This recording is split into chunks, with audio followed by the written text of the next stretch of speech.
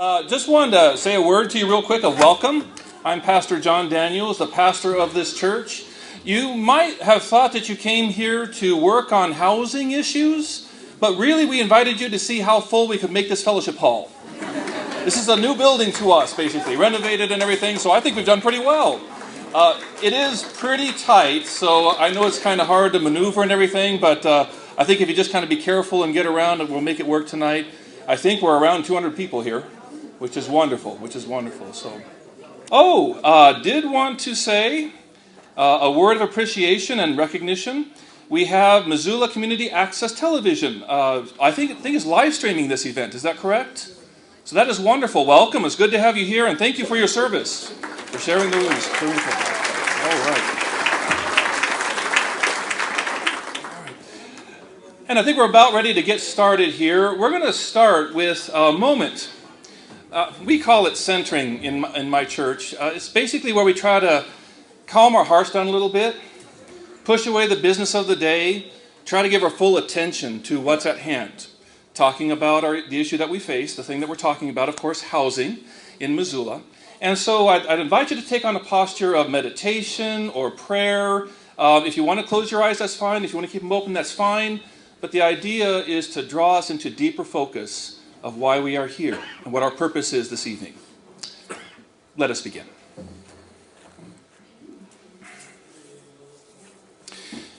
We speak to that which unites us all in the common goal of an improved world. To the one who accompanies all people, whose hearts are united in the desire to help those who struggle, to support those who are challenged, to work peace into life, and to resist the forces that compromise life.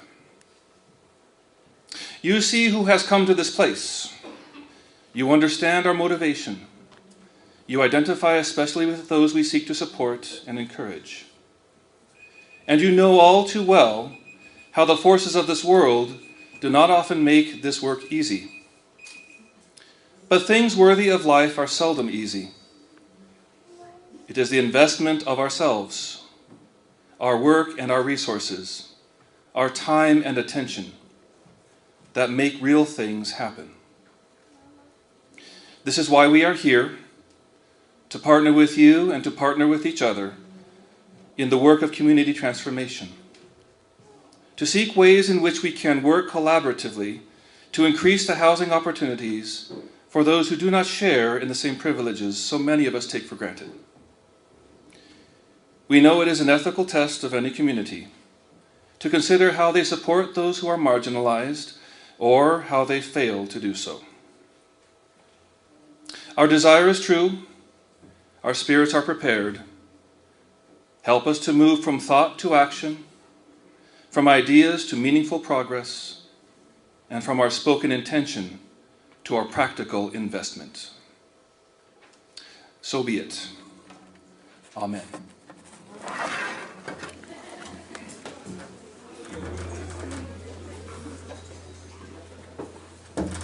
I'm going to turn that off each time, I think, so. Okay. There you go. Go right ahead. We're watching the feedback monster. Okay, you ready? Yeah. All right, Julie. Oh, I think we're going to keep it on there, but just put it real close. Okay. There we go. Hello? Really? You guys can do better than that. Hello? Yeah, okay, that works. All right, well, my name is Julie Barrett, and I'm a leader with MIC. And I'm Jess Allred. During the day, I'm really lucky to be part of the advocacy and organizing work at Missoula Food Bank and Community Center.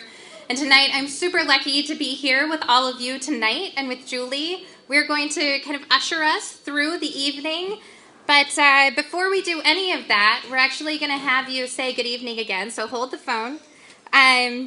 Tonight is about voice. Tonight is about the voice of every single one of us, and it being so important that our voices come together as Missoulians in really important issues. And so I'm going to say good evening to you, and then I want to hear it back from every single person in this hall. Good evening. Good evening. That was great. It was really good, but let's set the energy for tonight. Tonight is a good night. Good evening. Good evening. There it is. Thank you so very much. Thanks everybody for being here tonight. It is really wildly special to see so many people in so many chairs. The turnout is awesome. Thanks for spending the time. Time is one of our most perishable resources, and every single one of you are taking the time out of your life to be here with us to address this pressing issue, this issue that causes pressures in so many Missoulians' lives. And so just join me, look around, join me in giving yourselves a round of applause and giving our neighbors a round of applause for being here.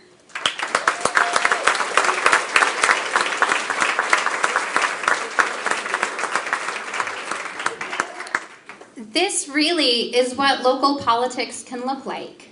I think right now politics is kind of this gross and dirty word where we feel so socially and politically divided sometimes. And really what politics can look like is Missoulians from every single walk of life coming together around issues that really do impact every single one of us here in our community. Speaking of time and value, something that we're incredibly lucky to have this evening, and what's going to make this work and this movement effective, is that we have a number of our local elected officials who we, as Missoulians, have voted for and have said that we trust you with making important decisions on our behalf. And so we have city council members, we have county commissioners, I think that Mayor Engen might be here somewhere. If our elected officials could please stand, and can we all give them a well-deserved round of applause?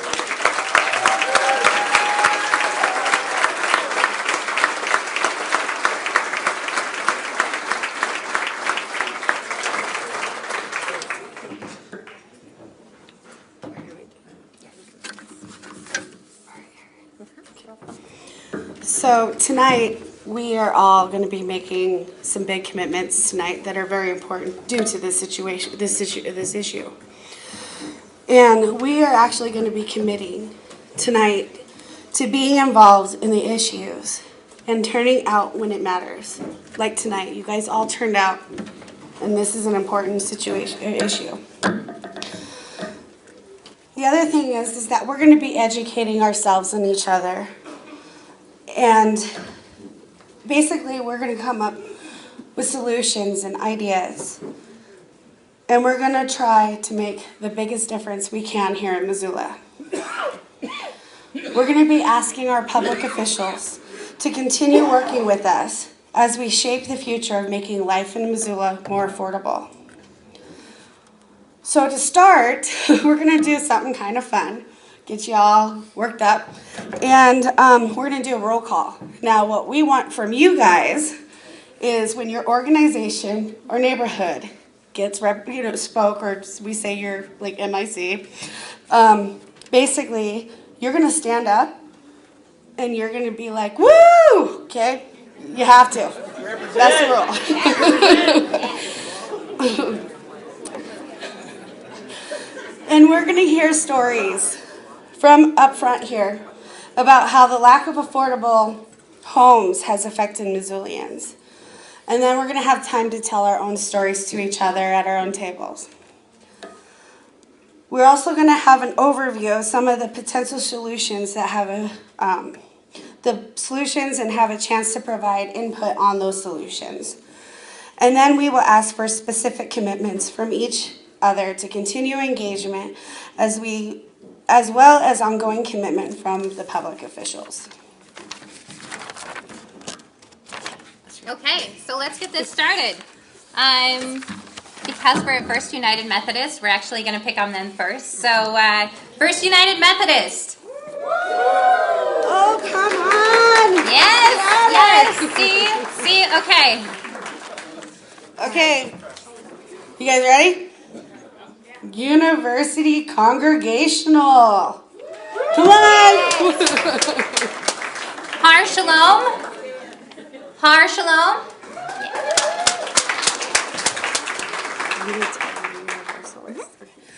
Unitarian Universalist.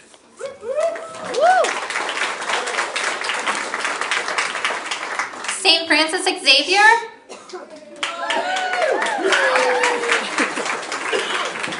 Muslim Students Association.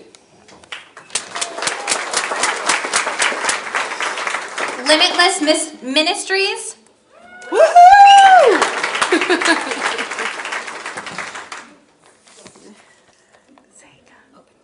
Okay. Open Way. Mountain Home, Montana, where my lady's at. Yes. Christ the King Parish. Partnership Health Center. Hey. Holy Spirit Episcopal Church.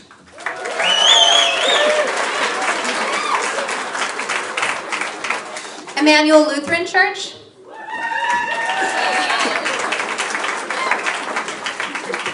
Missoula Food Bank and Community Center. Yeah.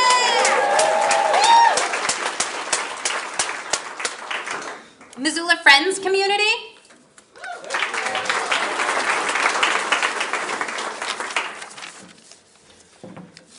First Presbyterian.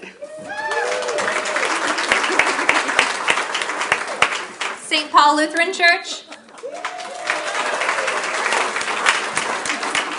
Greek Orthodox Church. Hi. Our Savior's Lutheran Church. Blessed Trinity Catholic Parish. And then we have a number of allies here as well. Neighborhoods and, these are neighborhoods and housing complexes. So Missoula Housing Authority properties.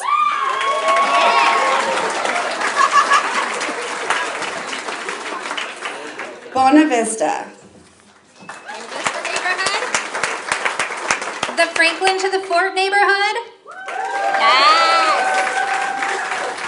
North Side and West Side neighborhood. How about the heart of Missoula? Yes. River Road neighborhood. And we also have a lot of awesome organizations joining us here tonight. The Missoula Home Coalition.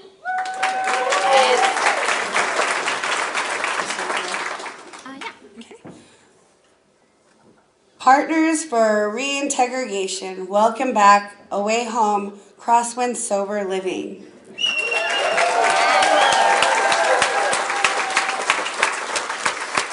Forward Montana. International Rescue Committee, IRC. NeighborWorks. Yeah, Kaya. ASUM Renter Center. Yeah, ladies. North Missoula CDC. Hey, Bob. Human Resource Council. Homeward. Woo! And Habitat for Humanity. You may think that's all, but it's not. How about the Poverello Center? MUIHC. Family Promise.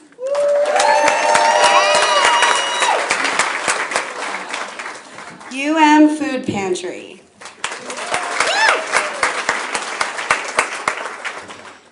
Probation and Parole.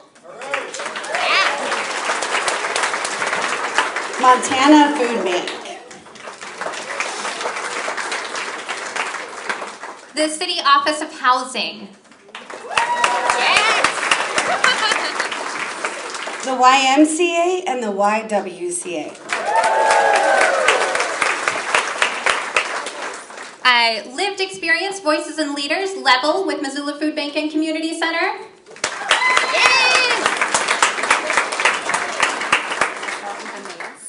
Emmaus. Atonement Lutheran. Valor House. Stepping Stones Counseling.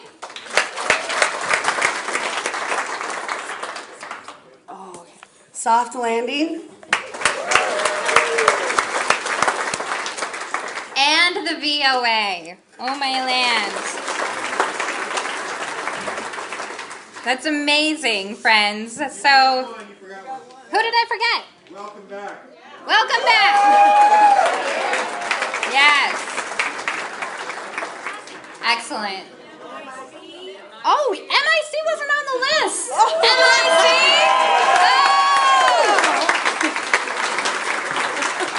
Thanks, Laurie.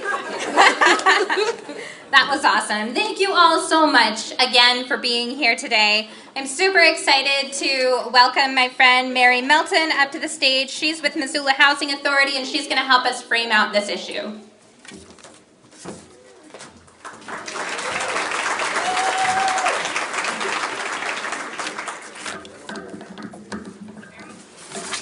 Try and get this low enough for me. Thank you. So the reason we're here tonight is because the cost of housing in Missoula is, compared to the average income of its residents, is making it harder and harder to live here. The term affordable housing means people should be paying 30% of their gross income for rent and utilities. According to the 2018 Wherewith Report on Housing, housing affordability in the city of Missoula is a rapidly growing issue for both renters and entry-level homeowners. Within the city, 75% of renters making $35,000 per year are cost-burdened. Many live paycheck to paycheck, some struggling to afford essentials like healthy food, daycare, and medications. Missoulians with issues like poor credit ratings or criminal records find it nearly impossible to find housing in this city. Even Missoulians making closer to the median income of $42,389 are paying too much for housing and find themselves having to move out of the city of Missoula to afford to buy a house. Bottom line, there are major economic shifts that are underway within our community. The ability to afford to live in Missoula is hanging in the balance. Thankfully, we have a city and county government that appears to be taking the issue very seriously. The City Office of Housing and Community Development has been created and staffed to help lead this effort. We also have city and county officials who are here tonight who have demonstrated their eagerness to work with this community to address these issues. There are many groups outside of our government that have a strong vested interest in what happens with our community housing policies. Investors, developers, the building industry, many nonprofit groups, and the real estate industry are all at the table. However, if we're going to really truly move the needle, if we're going to truly formulate and implement a plan that creates enough access to homes that all members of the Missoula community can afford, we need a strong and powerful network of average citizens who are earnestly involved in leading the effort for home ownership and rental market opportunities that are reasonable for all Missoula citizens. This means not only giving our input and opinions to the experts, but reaching out to people and businesses who may not yet be at the table. People like you gathered here tonight whose children, grandchildren, aging parents, friends, co-workers are constantly living on the edge, trying to pay their bills, feed their families, and keep a roof over their heads. Some necessary policies, such as changing zoning density, are going to need strong public will to implement, and our city officials are going to need strong equally strong public support. And who can create that? We can, all of us together. Whether they're our families, our neighbors, or even ourselves, we can make sure that living in Missoula doesn't mean accepting dire financial hardship. Doesn't mean having to choose between staying home with a sick child, getting the car fixed, buying that prescription, or paying the rent or mortgage this month. To truly make life in Missoula affordable for everyone again, it's going to take the effort of our whole community working together. And that's what we're here for tonight. We need, 1, to educate ourselves on solutions that can really make a difference. 2, to ask our public officials to continue working with us as we offer support and possible solutions.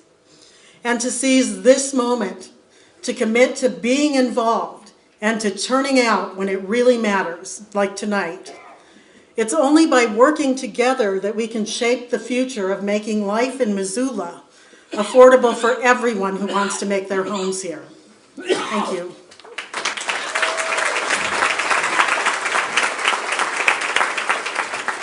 Thank you so much, Mary. As Mary was saying, this is about all of us. It's about every one of us. And it's about every single one of us. We're super lucky tonight to have 4 of our neighbors who are willing to share their own experiences, what they are experiencing in our neighborhoods. I'm going to ask us all to really give our full attention and our time and our respect to these individuals and really let their stories sink in. Dick, would you come up? I would like to welcome Dick Novak to the stage.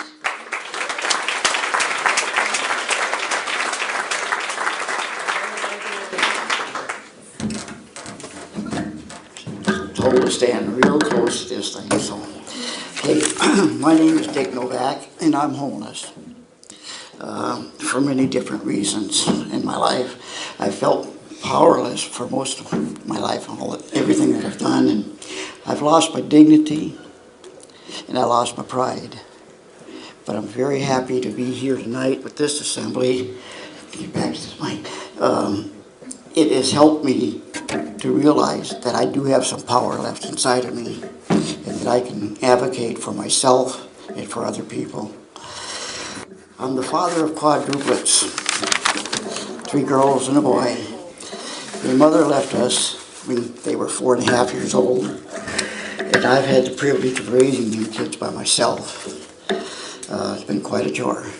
But I got 3 daughters here in town, going to school here, and a son over in Bozeman, and they're living in their dorms now. They've done that for the last several years. I've been really blessed because they're very smart, and I have not had to come up with a lot of money to do this. Where do I live? In my car.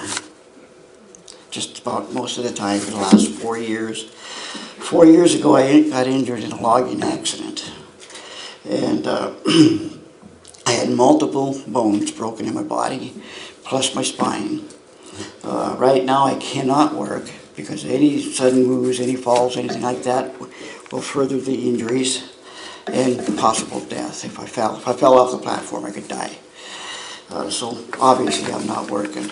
I need major surgery for this, and I cannot do that until I find a home, someplace where I can lay back and heal myself again. When I was injured, I missed a house payment. I've actually lost 5 days of my life when I had the accident. Memory's gone. And I didn't make a rent payment. And I thought I had a good landlord. And nobody said anything about late fees to me. But 1.5 years later, here it come. I ended up with $5,400 late fees, which is unacceptable. You don't, by law, you don't have to do that. But I tried everything I could to pay for that, and I couldn't do it. So my daughters and I, we packed it up and we got out. And now, obviously, that didn't help my credit rating at all. In the past 4 years, I've been to more property management places, spent more $40 than you can shake a stick at, done no good. I've been to so many places in Missoula, so many different times, that they've gotten to know my face when I walk in the door and asking for help, which I didn't receive. The help, I fell through the cracks. I'm on Social Security. I have a very small retirement, and I didn't qualify for a lot of stuff. My daughter and I, we found a place.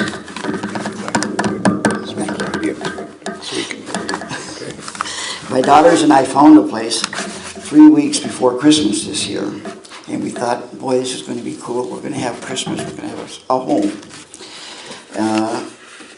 We actually had our own finances to move in. And we come to find out that it was a Section 8, and we had to fill out separate forms to get in there to do it. And obviously, you can't do that overnight. So we each, my family and myself, had Christmas at different places without each other. It was a very lonesome Christmas. We filled out the additional paperwork, got it all turned in. I've actually delivered the papers myself, which I paid somebody to do, but I did it myself to speed it up. Didn't work. That home presently is still sitting empty after 2 months. How do the people that own these properties pay for their properties when they ain't got no renters? I don't understand that. When the renters are out there and want to come in, the system just doesn't seem to work for somebody like myself. The housing is not affordable. I know we're talking affordable housing. It's not. Because until you go through it and find out how many additional little items you have to pay for, and they keep creeping up on you every month, they do them over and over, pretty soon you spent your money, and now the house you find ain't affordable no more. One of the things I'm doing now, I'm telling my story tonight, and I'm actually getting very frustrated at telling my story over and over and going to these same places, the same people, same faces, and all you get is I'm sorry. And sorries don't cut it. When you're sleeping in your car, it's cold out there. The reason I'm here tonight is to be able to help others. I know it ain't going to help me very much because of time factors, but I want to help others so that they can get into a home sooner than later. Thank you.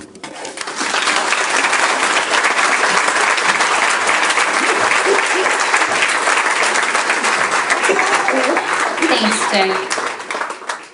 Jason Sanders, I'd like to welcome Jason to the stage.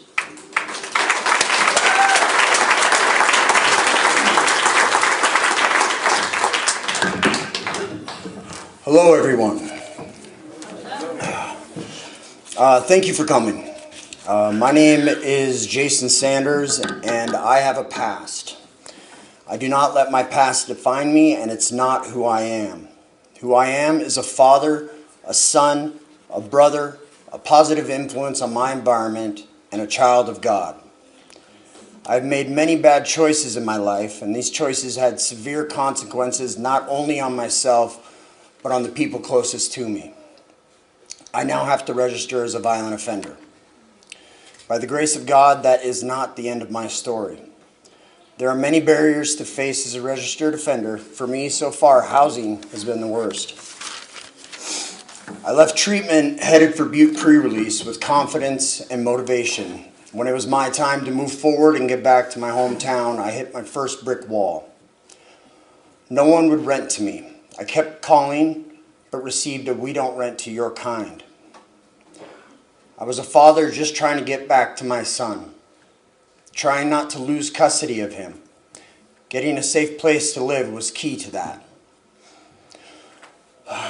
God blessed me with a place to live, and now I'm becoming the father and man I want to be. But as I volunteer with Welcome Back, I see similar roadblocks for many, especially those that have to register. I pray that we as a community can truly come together and bring hope to what too many is a hopeless situation. That tonight will be the start of many solutions to break down barriers for all and end homelessness. Thank you for your time.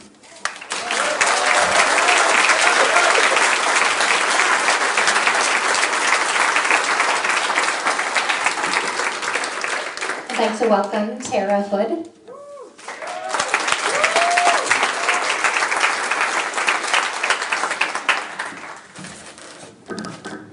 Bring this down a little bit. Hello, welcome. My name is Tara Hood. I'm a mother of 3 children. I'm a wife of 8 years. My husband and I will celebrate 9 years on July the 6th.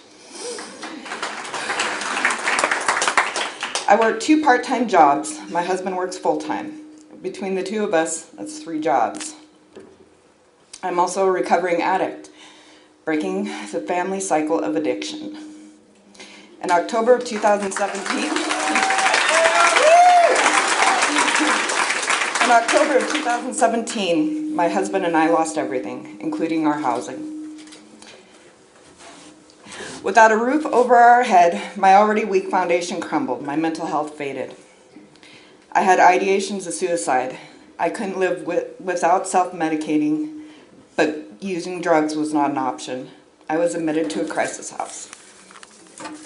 After 15 months of homelessness, yes, it has taken us 15 months to find housing. With a lot of hard work and building a sturdy foundation, my family will finally have a home. Unfortunately, that will remain fragile because 45% of our monthly income will be paid towards rent. And what if my husband and I were not able to work due to injury or illness? Or what if one of our children were to become ill? How would we pay our rent? I woke up the other morning, my 5-year-old was sick. My first thought was, crap, I can't go to work today. As a mother, I don't want that to be my first response. The problem is my family and thousands of everyday Missoulians are hanging by a thread. We should be able to afford housing, right? I was born and raised in Missoula. I am a Big Sky graduate.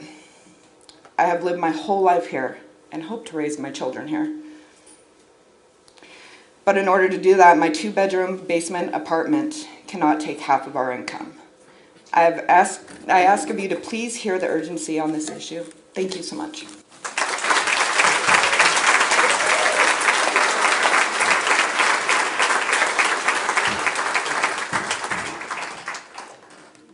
And the last of our storytellers is Laurie Harris.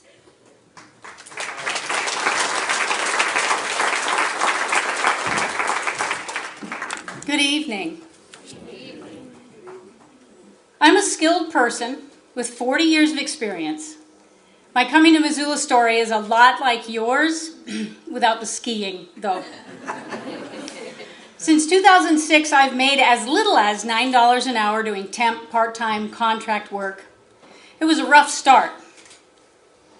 I always worked, but one day I found myself, before payday, without money for the KOA or a motel, and suddenly found out I didn't have any friends that would talk to me anymore as soon as they found out I was homeless. That was a shock. That was a real shock. I'm pretty naive when it comes to human nature. I had nowhere to go but the POV, so that's where I went.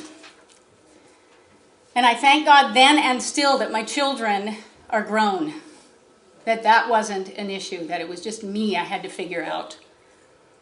If it weren't for the angels that later took me in, I don't know if I'd be where I am today. I have no savings, a tiny investment account, barely have health insurance, and even with one of the best jobs in town, thanks Casey, I share a home with my sister, who after more than 25 years in all aspects of the business, is being paid $9 an hour to work in a grocery store, a local grocery store. She's a widow. She should be retired. But she couldn't live on the Social Security. She'd love to work less than 15 hours a week instead of 30 hours a week, but $9 an hour is just not enough. We're resourceful people, but we're tired. And to continue to have a home, we'll both probably have to work until we die. That's just the truth of the matter. Vacations are the occasional 3-day weekend. Fancy dinner out is a real splurge at Jake's. Last fall, we were able to move into a nice house, though. It took everything we had to pay first, last, and the deposit, but we managed. And that's with good credit and rental history, no debt, good personal and job references, and building a relationship with the landlady, the owner of the house, beforehand. What if we didn't have any of that? It's pretty rare to have all those things. There but for the grace of God, right? Every day I'm reminded just how many individuals and families there are in our community with no support, nowhere to turn, and no prospects. When I was homeless, I hadn't done anything wrong. Miscalculations, maybe some choices I could have made differently. There are so many stories and so many ways that things can go wrong when you're living on the financial edge. Wages are so low, many at an unlivable minimum wage, and housing costs are so high and continuing to rise. What are these families to do? It would really be best for my sister and I if we could buy a home. We could build some equity, have something for our future. But we can't imagine how that's possible. Median home prices being $300,000 up, down payments $10,000 to $50,000. Of course that's impossible. Outside, getting help, first-time buyer programs and other programs that are in place to help people in our position, there is no way we could do anything like that. Our income isn't even close to what it would take to keep our housing costs to 30%. But we're both so grateful because we're really in an amazing place given our history. For the well-being of our community and the next generations, we must address these challenges in our economy. We must make it possible for every member of our community to live in our wonderful community. Thank you.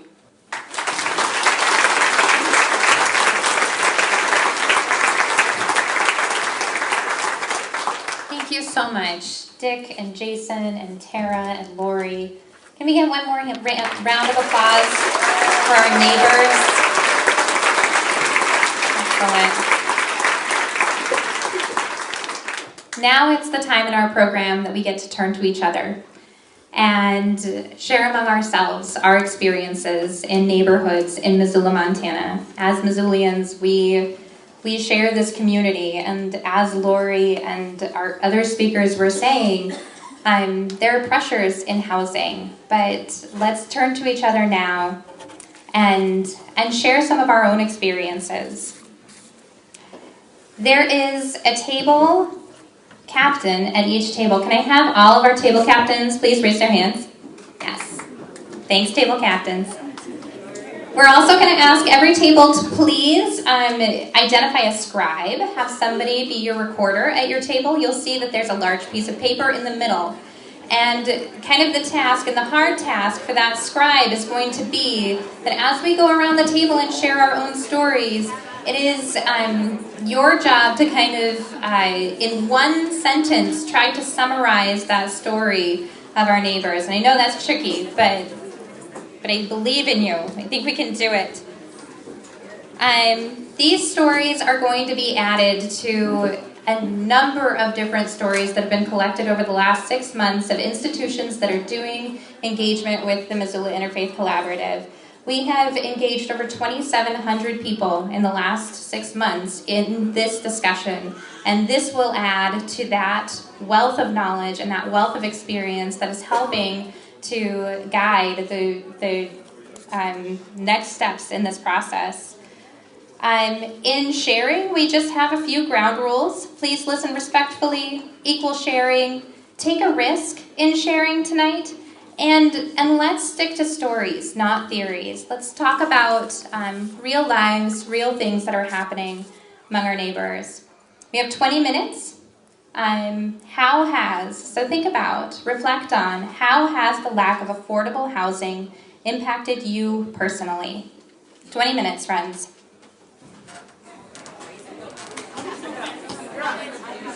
Okay, friends. It's time to come back together as a group. We can close out the conversations we're having now. It's so good to hear us all talking as neighbors. All right, I'm going to start randomly calling out table numbers. And what I'd like you to do, table captains, if you could give me, and I'm really serious, just one sentence that gives an A theme or the theme, and it's probably just a theme that came out of your dialogue today. I'm going to start with table number 3. Yeah. The housing in Missoula is unaffordable. Daisha, could you say that one more time and say it real loud?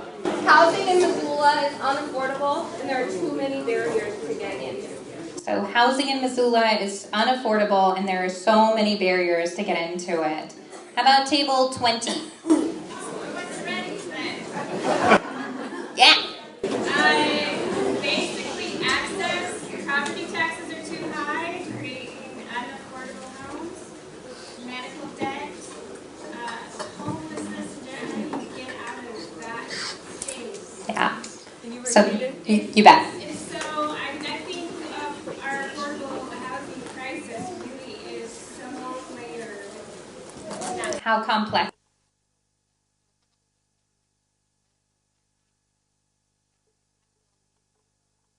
Debt, property taxes, so lots of different, this is a super complex issue.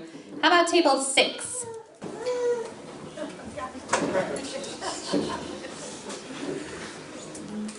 Table 6 is jammed in here. I know, the pillar problems are real. All right, it's all about the money. Whether it's the place you're looking for is affordable or not, and whether you can afford to rent. All about the money. And then secondly, the barriers of the access. I think that was a very good point we had over here. If there's anything that if you slip up just a hair, you do not have access to housing. Yes. So just to repeat that, for those of you who may not have heard, access, even if there's just a tiny bit, if you slip up just a tiny bit, that can just disqualify you immediately from being able to get housing, and that it's all about the money, whether it is renting or first and last month and deposit, that finances is such a big part of this. One more. Do I have somebody who's really eager to share? Can I get a hand? Oh, I see right over here. You're it. We summed it up by saying that Missoula has systems in place that could help, but they're not used efficiently and effectively to help people who are homeless. So we're talking about the effectiveness of existing resources and how we can do better there. You bet. So, oh, one more. We are a young couple. We've got children. We've got someone in jail. We've got a mom who can't house her children. The children go to foster care. It takes them 6 months to get housing. We've got felony record. We've got low income, and we've got, what is the third thing? Poor credit. Took them 6 months to get a place for their family. 6 months to find a place for family. Kiddos have been taken from the home, is that what you said? Well, there was no place, the mom could go to Poverello. Sure, no place for kiddos as well. So 6 months in homelessness looking for family housing. The issues are complex, and I'm so sorry, we're running a little late, and so and there's so much to share about this. And we are going to collect all of these, all of the papers on your tables, and every single one of those will be considered and taken into account by the group. Next, I'm super pleased to get to welcome Kaya Peterson. Kaya is part of the Missoula Homes Coalition, and this is the time in our program that we get to talk about what are some of the possible solutions, what is possible, what might make some changes here in our community.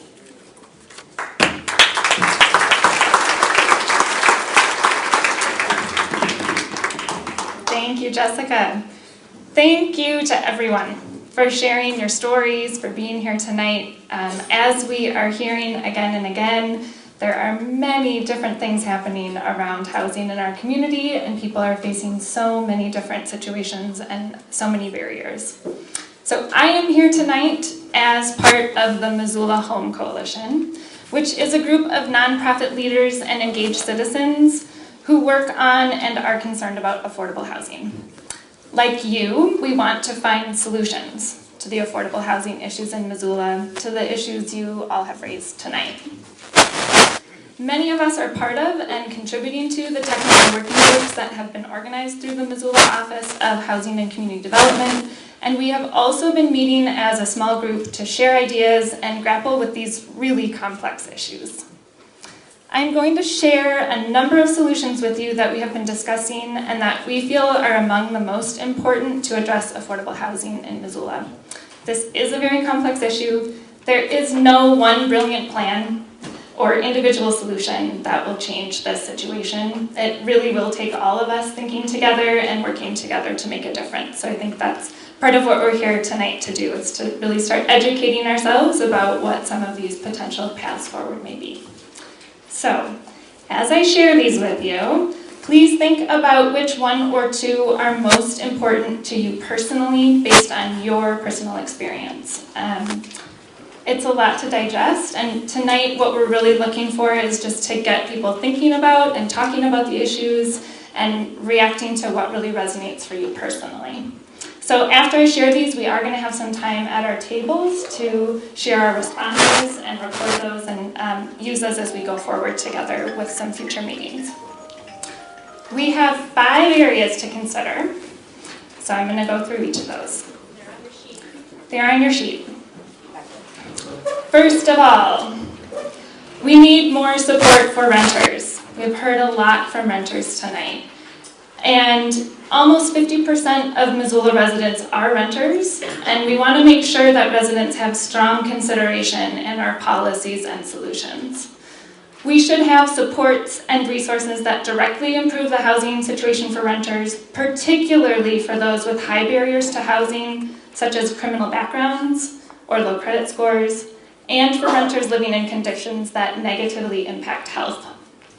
In this area of our work in particular, we need to recognize that housing alone is not going to meet the needs of many Missoulians. It's a very critical and core issue, but it's related to other issues in our community, particularly for renters. So our housing approaches need to be done along with work that is needed, and much of which is already happening around jobs and income opportunities, education, mental health, addiction, and criminal justice system reform.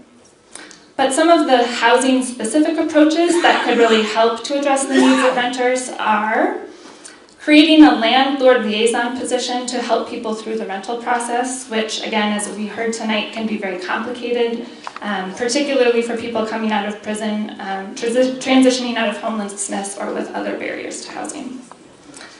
Supporting case management and supportive housing solutions to meet the needs of the most vulnerable renters. Providing more legal resources for renters to help them address issues such as unsafe housing. Reducing rental application fees by creating a streamlined credit score and background check process for rental applications. And working with landlords to create a rent guarantee pool or other approaches to improve access to housing, again, for people with criminal backgrounds and other high barriers to entry. We need more support for renters. Second, we should work towards a larger portion of our housing stock being permanently affordable. This means that homes are protected for affordability long-term and are not subject to increases in overall land or property values. This can be done through a number of different approaches, and in Missoula we have a few examples and a few ways that permanent affordability is being created and preserved today. So I want to explain a little bit more about what that is. So one way that we have permanent affordability in Missoula right now is through rental properties that were built using federal housing program dollars and are now required to be kept affordable for low-income people. Another example is that we have land trust homes where the land is held by a nonprofit organization and the homeowner can sell their home for a price above what they originally paid so they can get some equity back, but the increase is limited to ensure that the home is affordable to the next buyer at a low or moderate income level. And a third example of permanent affordability is resident-owned communities, where residents of manufactured home communities or trailer parks form cooperatives and purchase their communities without the risk of future sale or redevelopment. Permanent affordability solutions typically do require some form of public support to secure the land, cover a portion of the rents, or provide low-cost financing. But permanent affordability is a way to take our limited resources and put them to work on projects that will remain affordable long-term. When city land and dollars are put toward housing, projects that are permanently affordable should be prioritized. Number 3, we need more homes to be developed. As we work to balance the need for more housing with other community values such as open space and transportation, we will need to think differently about what our housing and neighborhoods will look like. We have limited land in this valley, and the potential use of that land is defined in zoning, land use policy, and building codes. These policies and regulations can encourage or impede development, and they can encourage or impede affordability. We need to encourage diverse development that will meet the needs of our diverse community and that advances equity across neighborhoods. Lots with a single-family home may need to be able to add an accessory dwelling unit. Lots currently restricted to 2 stories or 2 units may need to allow for taller structures or more units.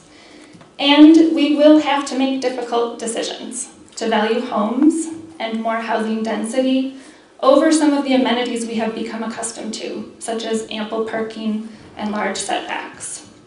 And we will have to make difficult decisions about how to balance encouraging new development with preserving existing affordable homes and ensuring development of affordable homes. Pre-active rezoning should be pursued, and the elimination of zoning that allows for only 1 home per lot should be explored and considered. These efforts should be tempered with the knowledge that increasing density alone will not ensure affordability and should be done in tandem with other affordability measures. So, more home development, density, changing the way we think about our land use. 4th, we should develop a Missoula Housing Trust Fund. If we care about ensuring Missoula is affordable to a diverse community of people, again, some of the solutions will require public dollars. There should be a designated city fund to directly and consistently support housing affordability. Specifically, a housing trust fund should prioritize permanently affordable housing, as we discussed earlier, preservation and rehab of existing affordable homes, assistance for first-time homebuyers, and housing available to people with the highest housing barriers, including people coming out of prison and those transitioning from homelessness. Funds should be seated up front and should be recurring. Housing will be an ongoing issue for our community and will require long-term and consistent attention and resources. And lastly, none of this will be possible without strong public support. We should continue to grow the network of volunteer advocates committed to supporting individuals accessing housing and advocating for affordable housing, as we are doing tonight. There are no simple solutions, and it will require all of us working together to continue to make Missoula a place of opportunity. So those are the 5 categories, proposed solutions that we want people to really think about tonight. And again, they are on your sheets, on your table. I know it's a lot to digest. So what we're asking you to do next is, at your table, whoever's willing to share, go around the table and just respond to what 1 or 2 solutions are most important to you or resonate with you personally. And we'd like you to share what you like about the solution, what concerns you have about the solution, and what questions you have. And we're not going to have time to answer questions or really get into the nitty-gritty of some of these solutions tonight. Again, the goal really is just to reflect and share some initial reflections. And then we are having 2 follow-up meetings, which I believe are on your action cards at your table, which are the blue cards. Okay, so the dates and times for those are listed. They'll be here. And we would love everybody to come, and we'll collect all of the conversations from the tables tonight. And at those next meetings, we'll dive further into the details of these specific policy solutions as we work towards April, where we'll be coming back with more specific policy recommendations and requests. Okay? So, table captains, we ask that you take very good notes. We are not going to come back and do a group share tonight, but we are going to be using this information together going forward. Thank you.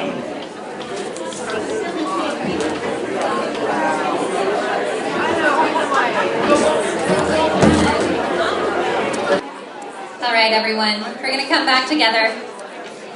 Again, I'm just going to remind tables one more time. Stories on this side. Talk about solutions. Community voices weighing in on solutions on this side. Excellent. Thank you all. All right.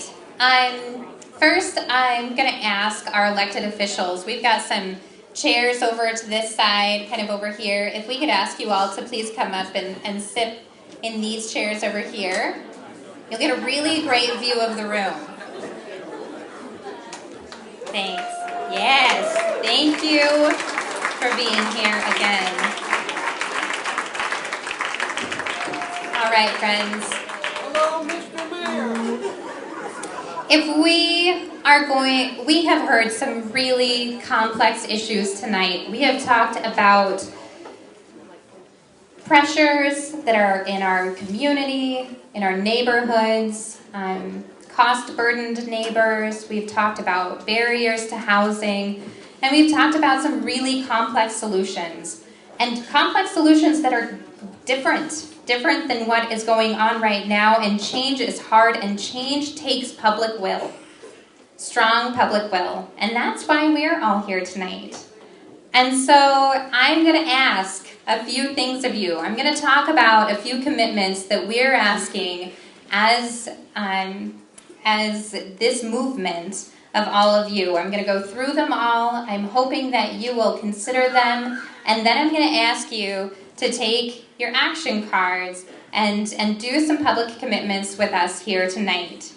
So, the first thing that we're asking is that the leaders in this movement have done engagement and outlined potential solutions.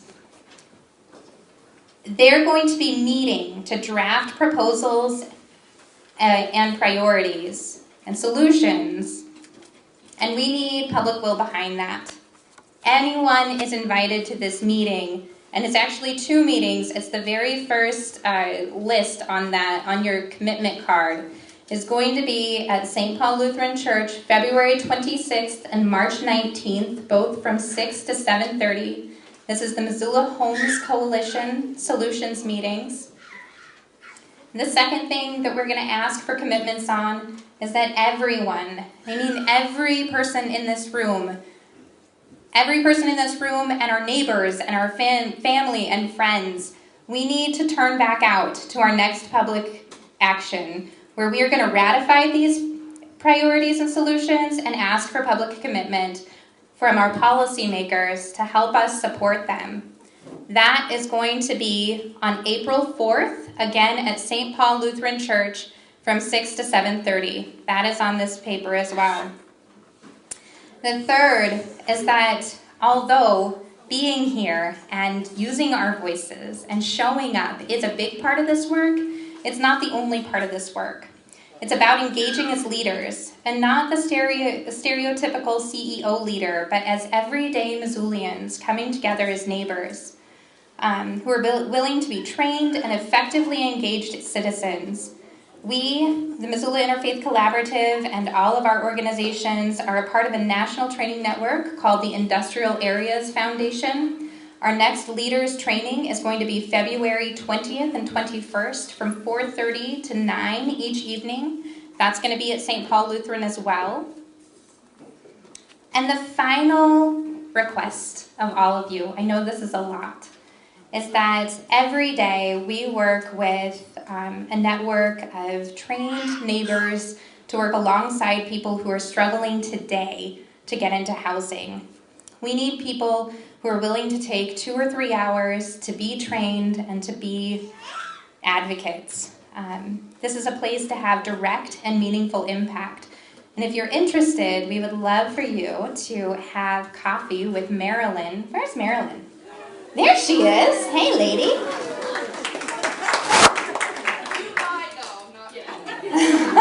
Casey will buy. No. So now is when we really ask, friends, this is when we ask of you to really take this opportunity to publicly commit to these things. And so I'm going to ask for you to take this bright blue card, and as I read through these commitments, if you are willing to join us, if you are willing to take your time, your valuable time, and be in this work with us, I'd like you to raise your card and raise it high.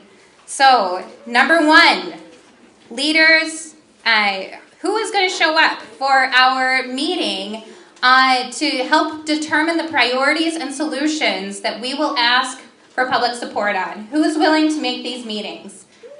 Yes. Thank you, friends.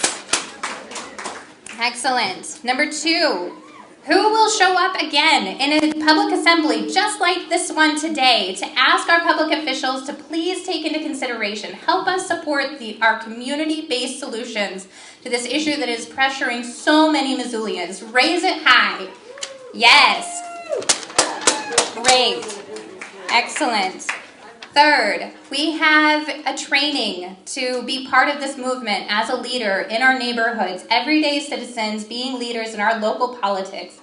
And please raise your hand, raise your card high, if you will show up and help us to further this movement and talk more about the pressures of housing in Missoula. Yes. And finally, for the Housing Advocate Network, who might be willing to take the time out of their day to help everyday Missoulians who are struggling right now to find housing? Raise up. Yes. Excellent. Thank you all so much. You can see that on your commitment card there is room for your name and your contact information. Please mark those things that you would like to be engaged with, the ways that you want to continue in this work. And I'm going to ask Julie to come on up, and we're going to ask some things of our public officials.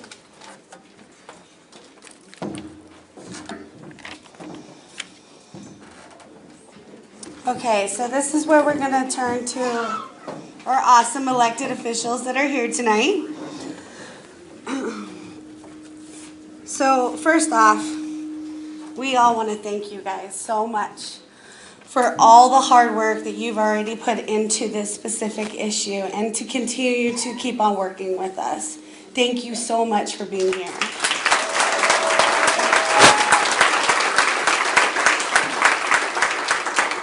And what's great about this, you guys get to personally see what our commitment is also when it comes to this issue. Our goal is to create solutions in line with the priorities we have all discussed. And while we all know we have a lot of work to do, before we adopt any of these specific solutions, we ask you and for your support to commit to continue working with us to ensure the priorities listed are included in the plans that are adopted by the City of Missoula. And we ask you to turn out just one more time with us on April 4th so that we can ask for your public commitments on specific solutions that we all support. I will introduce each of you as you step up to the microphone. Please answer the questions with a yes or no, and you have a 1-minute explanation after you answer yes or no. Okay, so now we're going to help you out. Don't worry. So we have, I don't know, let's call you the card lady, the beautiful card lady. There we go. Okay, so what she's going to do, she's going to hold up a yellow card, and that's actually just going to alert you guys that you have 15 seconds left. If you get the red card, your time is up. Okay, so now, we have this beautiful honk that's going to happen. So I don't know about you, but I would probably stop talking. Just so you don't have to hear the honk. Anyway, so, all right, so Councilman Van Losper.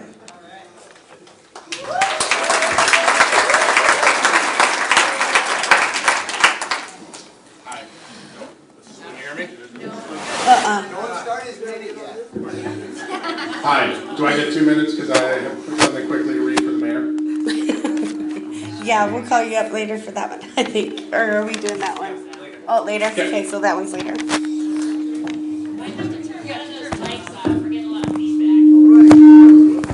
Ooh.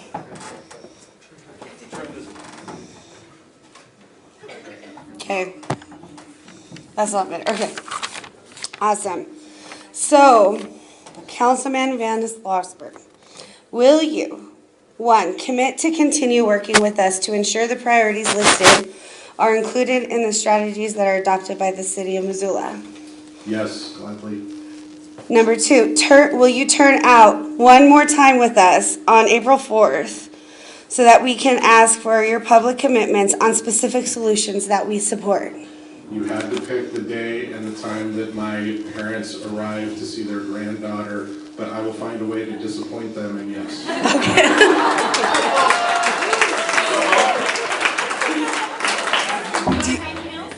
What? You get a minute explanation.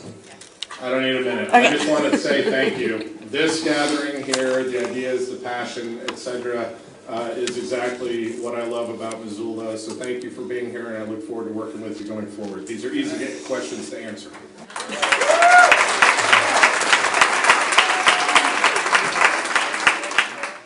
Okay, Councilman or Councilwoman Cares.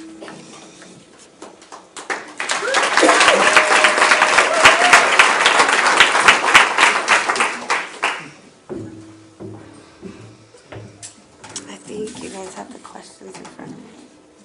Do I commit to continue working with you to ensure Yes. our address all strategies adopted by the City of Missoula? Yes. Yes. Do you?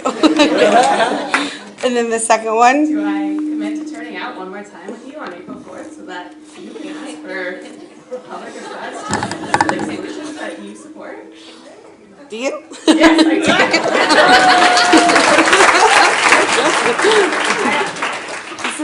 I did prepare a 3 bullet point response. I thought someone else would have their minute all used up and then I would be a welcome reprieve. But I just want to say that I care a lot about housing. It's impacted me personally. I have a parent who's a felon. I am a first-time home buyer by grace of a gift from my in-laws. And those are 2 very different kinds of stories that impact a lot of people. And that is part of why I will continue to show up with you guys. Thank you for showing up with us.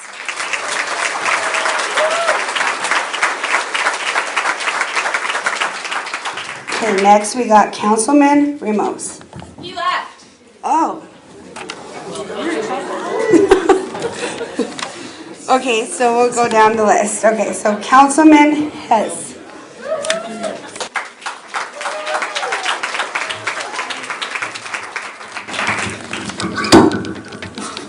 Don't break it. Pardon me? Okay, I'm going to just do this. Thanks, Diane. First of all, thank you so much for having us. This is a wonderful turnout, and as Brian said, this is what makes Missoula great. It's just so good to see such a diverse group and so many different, representing so many different backgrounds, and so I enthusiastically commit to continuing to work with you and to turning out in April. Housing is an issue that touches all of us. I was inspired by the stories at my table, and I know there are other inspiring stories at all the other tables. So I'm absolutely committed to it, just from a personal standpoint as a renter who's an aspiring home buyer, and from the standpoint of all of the people who are so much less fortunate than I am. So thank you for having us, and look forward to the next steps.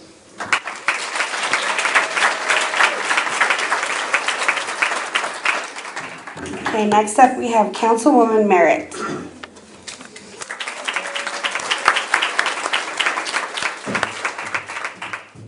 Hi, thank you all for being here. And as Brian said, these are easy questions to answer. I absolutely, yes, will commit to continuing to work with all of you. And I will do my very best to be there on April 1st.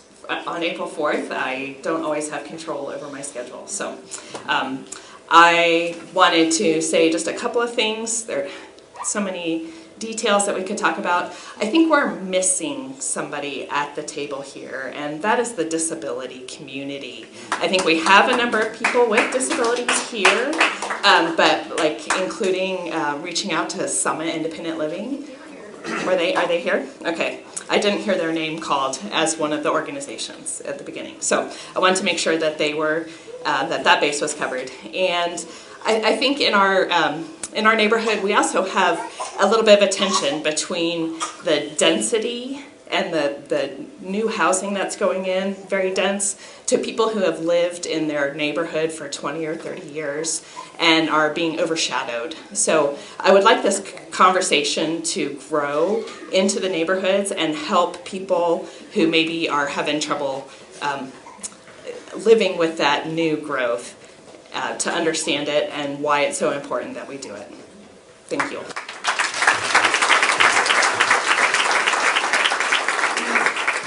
Okay, next we have Councilwoman Harp.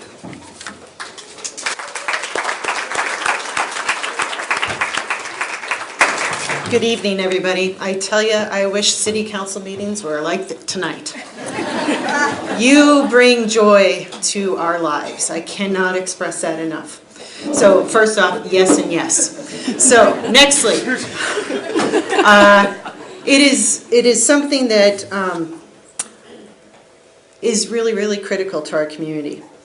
And what we hear a lot of times coming to council is NIMBYism. I don't want that in my backyard, or I don't want, it should go someplace else. And I think Julie Merritt kind of hit on that.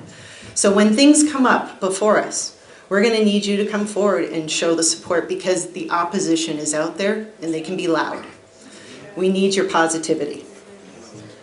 To that end, Jordan Hess and I are going to be going to New Zealand to represent our city, to learn how another country, who's only 4.5 times larger than the state of Montana, what they are doing differently than what we have here.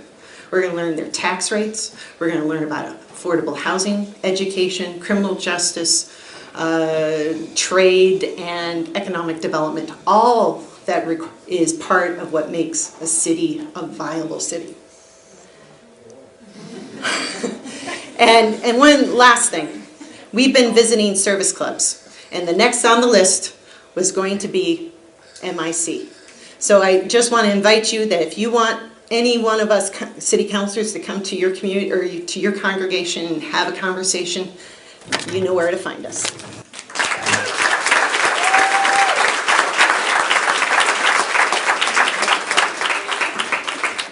I left my favorite pen up here. Oh no. Next we have Councilwoman Jones.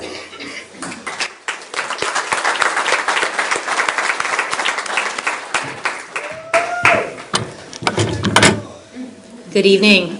Thanks for having us. This has been a really, really great evening. And as this started, as we came up here to sit, and this section started, I turned to Julie Merritt and I said, does any other community do something like this? This is so Missoula. So thanks for doing this. And the questions are: commit to continue working with us to ensure the issues listed are addressed in the strategies adopted by the City of Missoula. Yes.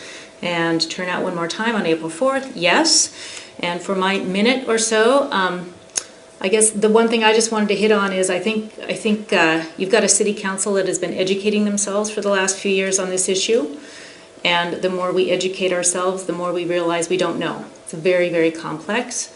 We've got a great person at the city, Erin Peon, who is our expert on this, who is going to be... You couldn't ask for better. She's incredibly intelligent, and this is a very complicated issue to try and get right and not go sideways on. Another issue is John DeBari, who is on City Council and is the chair of Land Use and Planning, is a real point person on this. He is visiting his son back east this week. You couldn't ask for a better advocate. Highly intelligent, very focused. He gets it right, and he's not afraid of doing something that's unpopular. So I just want to tell you, you've got good people who are working on this, and sometimes I feel like there's a little bit of a, Oz behind the curtain, and that's what local government's going to fix things. We'll just pull some levers behind the curtain, and we're not that, but we will do the best we can.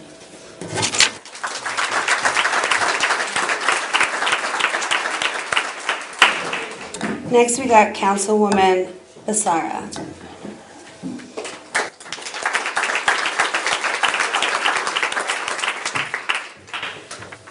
Do you want to ask me the questions, or? Sure, I can ask you a question. I want to say I do again.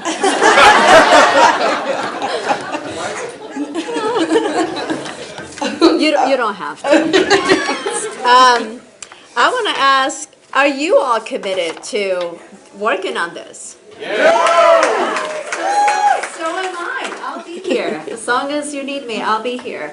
I just wanted to say that at my table, we also talked about wages and how that is the other side of the equation that seems to be missing from this conversation, at least. So we should work on that too. And I know that some of our council members are already looking at ways that we can improve on that. So happy to be here. I will do my best to be here. Thank you to all of you for being here tonight. This is great. Thank you.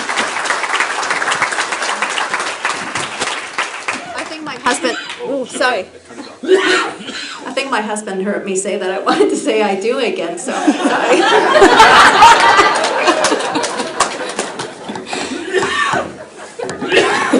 So next we would have had Mayor Egan come out, but unfortunately tonight he wasn't able to show up because he's pretty sick. So we hope that he feels better. So I think we're going to have... Von Lossberg guy. Okay. Mayor Engen sends his regrets for not being here. He had planned on being here. I can tell you I've spent a lot of time with him in the last couple days with Aaron and my colleague Jordan and folks at Mountain Lion. You may see some press about steps we took to keep the transit shelter open for warming until 10 o'clock at night. And to make sure that there's bus service down to the Salvation Army since after the normal time that Mountain Lion stops. So that's a long-winded way of saying he really is sick, because I've spent a lot of time with him in the last couple days. But I'd like to read a brief thing from him. In response to the first question, he said, "More than 2 years ago, I, along with Missoula City Council and our staff, committed to crafting and adopting policies and making investments that are in line with the recommendations the collaborative is considering.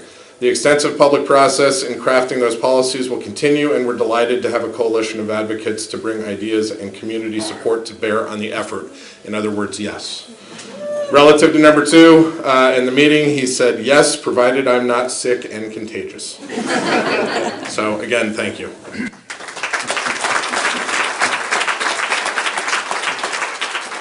And next we have Commissioner Slotnick.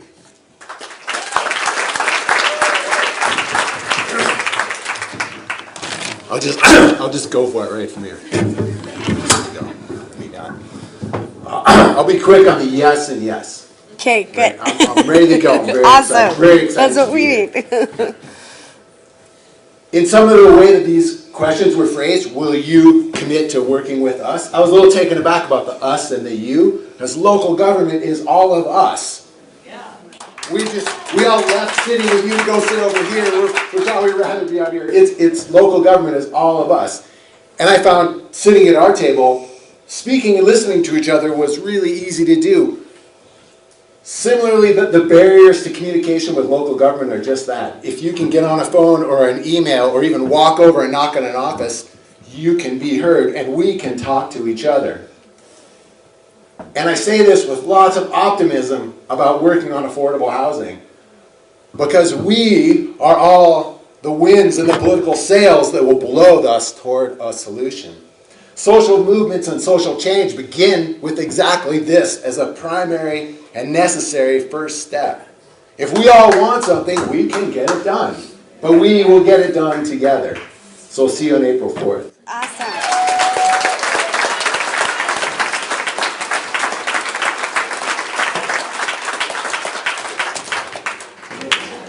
You know, this is really awesome to have our elected officials just, their energy and supportness.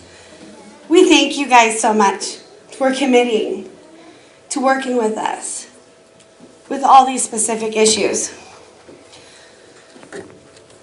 You know, we all go through all different walks of life, but when it comes down to one thing, Missoulians, Montanans, always work together. They find a solution, and that's what this is all about. So again, thank you so much.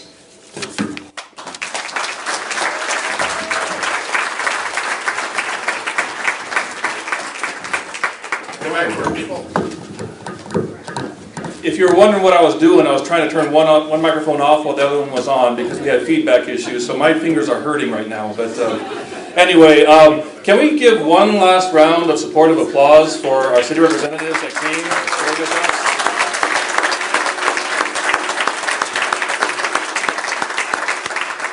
And I just wanted to check on something real quick. You got those blue sheets?